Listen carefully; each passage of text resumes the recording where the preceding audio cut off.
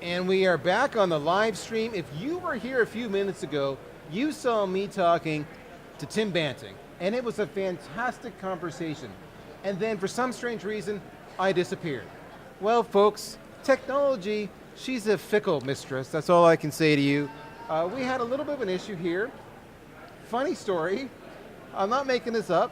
Somebody pulled the power cord on a production machine, so halfway through, the machine dies. So you can have the best technology going, but if you don't have the foundational stuff there, you're hosed. So let's start over again. Tim, how are you doing today? I'm doing fine, how are you? I am doing great, I'm still doing great. Thanks Good, so me much. too. All right, so for those who are joining us new for the first time, Tim is with Global Data. Now for our audience, Tim, tell us a little bit about Global Data and what you do. Sure, thank you very much. Yeah, so we used to be Current Analysis. We were acquired about a year ago.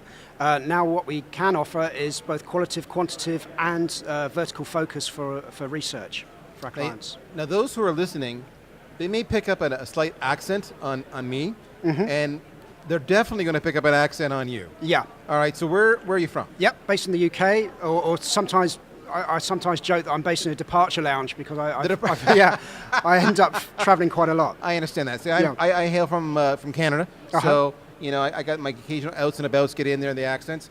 But the good news is we're here in the land of opportunity at Enterprise Connect. How's the show been for you? It's been fascinating, really interesting. Now, how many shows have you come to with Enterprise Connect? Oh, I was here when it was VoiceCon. So well, actually, in VoiceCon, I went to Washington when they had the big snowstorm, and it almost got cancelled. So yeah, I'm quite. You've been around a little bit. I have, which is because you look so young. Well, yeah. You don't look nearly as old as you clearly are. And sort of tearing my hair out. Yeah, absolutely. What have you noticed difference about the show this year? I'm hearing others say this year it's a notable, amazing difference. A lot more energy, technology, definitely. Whatever. Yeah, I thought the UC side of the house, I thought communications was getting quite boring, to be brutally honest. Yes. Everyone was doing the same sort of thing. This year, we've got some fantastic new technology that is sort of transformative in terms of business and delivering business value. So yeah, I think today and this year it's particularly different. So if you're watching live stream and you're not here at the show, I got to tell you, you really are missing something because it is a blast right now. The Expo Hall, have you been to the Expo Hall? Yeah, it's huge. It's huge, and the technology is everywhere. It's amazing, so I'm really enjoying that. But let's get back to you. You did a session, was it yesterday as part? Yep, yesterday morning. I think it was one of the first ones. It was bright and early? Absolutely. Oh, those are the worst. But they could be the good ones too, because you get started, get the show. That's right. For our audience, it was all about communications and collaboration, the 2020 program. That's right. Right? So with that, let's kind of maybe bottom line it. Where are enterprises likely to be at with communications and collaborations by the year 2020, which is oh so far out? Yeah, what I was sort of speaking about at the session was talking about IT and how it can stand for either innovation and transformation or infrastructure and telecoms. So if you're in the transformation and innovation side of the house, 3 years is a lifetime and your market can be significantly disrupted very quickly. If you're in the infrastructure and telecom side of the house, keeping the lights on for less, 3 years is a long period of time. And you're right, it is, we say 2020, and once upon a time, that was a long ways away. Yeah, absolutely. But now we're talking 3 years. Yeah. Just 3 years. And it's amazing the transformation that can take place in that window.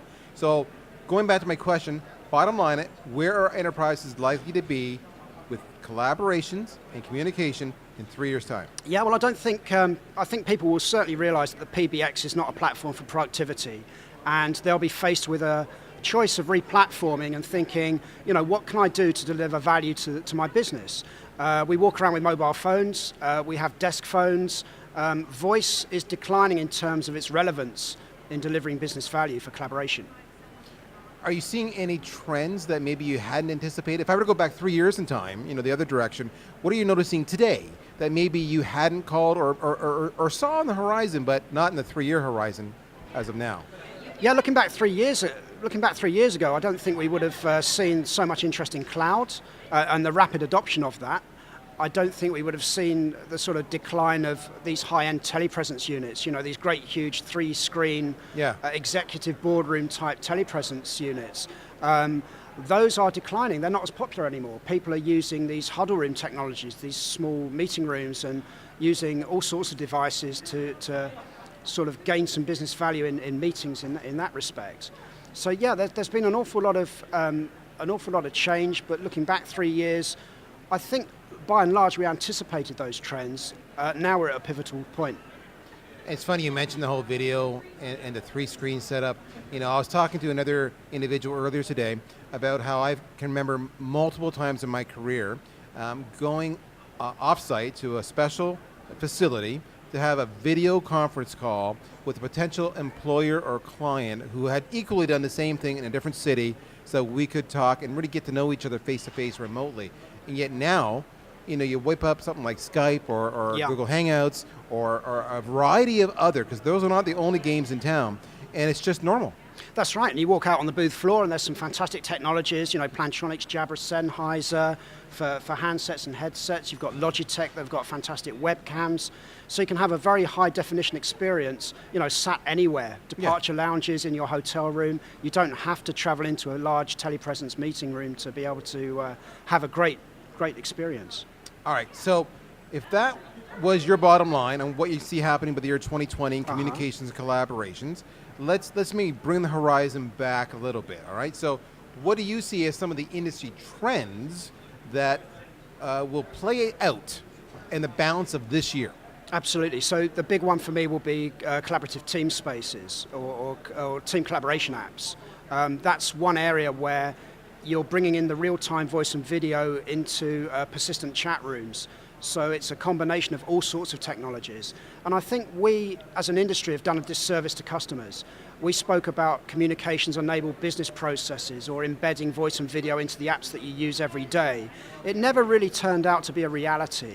Now with team collaboration apps, it's so easy to integrate. You can bring in your CRM applications, your ERP applications.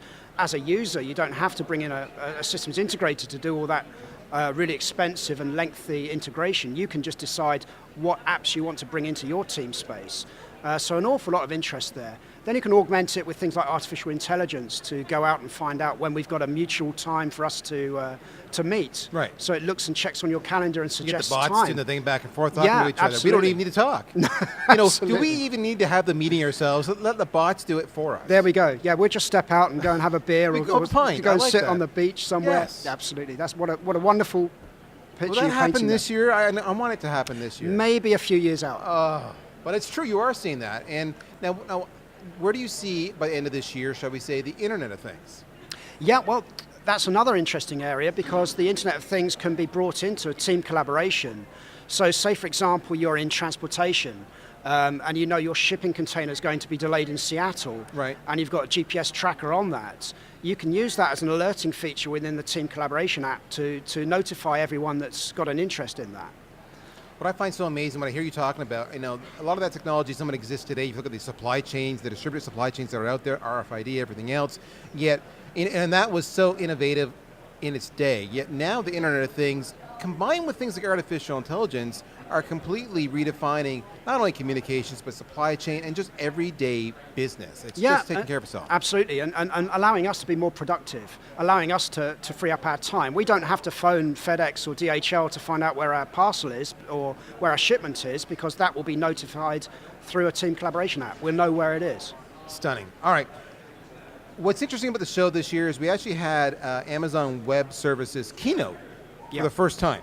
So maybe with that as a segue, do you think Amazon Web Services and Google will make significant inroads into the enterprise communications market? Absolutely. It's just a question of time. It's when as opposed to if.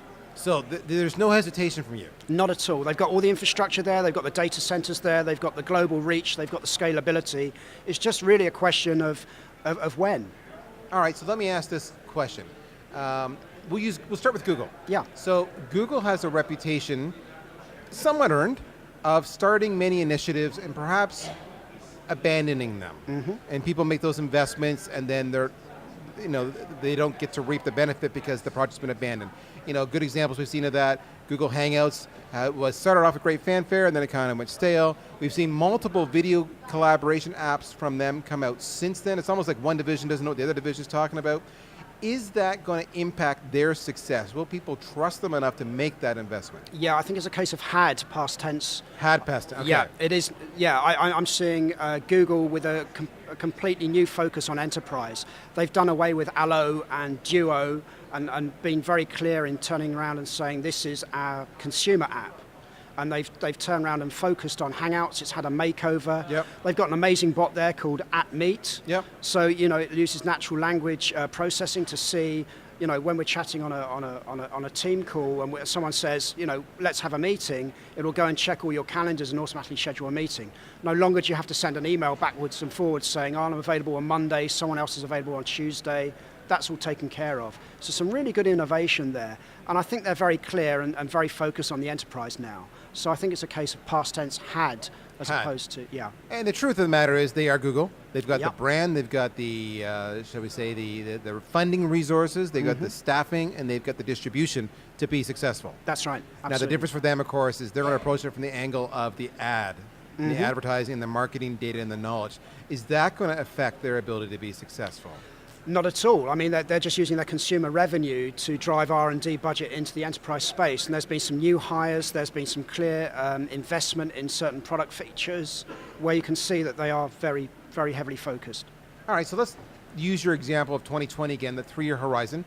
But let's go back in time 3 years. If I'd have gone 3 years ago and said to you, hey, Tim, those Amazon Web Services guys, are they ever going to be a player in this space? What would your answer have been? I would have been completely blindsided. You probably would have said, seen why it are you coming." even asking me that? Yeah, What a yeah. stupid question, Daryl. No, I would have said, well, that's interesting, but I haven't seen any moves or indications there. And that's what's fascinating about the cloud. You can become a competitor overnight. If you've got that infrastructure in place, anyone with a great idea, coding skills, they can come in and disrupt a market. And we've seen that with Amazon. Absolutely. And that kind of goes back to almost how we began the discussion around how, for many years, the space had become, shall we say, mature and a little bit sedate. Yes. And what we're seeing now with the advent of Amazon and Google, I mean, Twilio. Did you check them out today? I did. Yeah, fascinating. Who incidentally built on Amazon Web Services. Their service runs on top of that. So if you look and how they impacted Uber, Yep. was dramatic. And this is a good example of a 3-year horizon dramatically shifting everything. Absolutely. Yeah. So as we sort of spoke about, Uber was introduced in London for the Olympic Games in 2012. Within 3 years, there's 25,000 Uber drivers sort of taking over from London, the black London taxis. Which is amazing how in a short time frame with the right technology and the right platform, you can completely disrupt a whole entire industry. Indeed. Which Absolutely. really means that anything we're prognosticating about here is pointless because someone's going to prove us wrong. Yeah, potentially. And it'll be 3 years from now, we'll be having this exact same conversation, and it'll just be as entertaining then for us as it is today. Absolutely. And you'll turn around and say, Tim, 3 years ago we spoke about this. You didn't see this one coming, did you? You missed Amazon Web Services then, you missed this today. Why are we talking? I don't know, I don't get it. All right, Tim, I've had a great time talking to you. I've loved the conversation. You guys need to check out Tim Banting, Global Data. If they want to go to Global Data, what's the website? Yep, www.globaldata.com. All right. With that, folks, we are out of here. Thanks for joining us today. Check Tim out. He's around. He's fun. He's smart. And he's in the know of all the trends. Take care.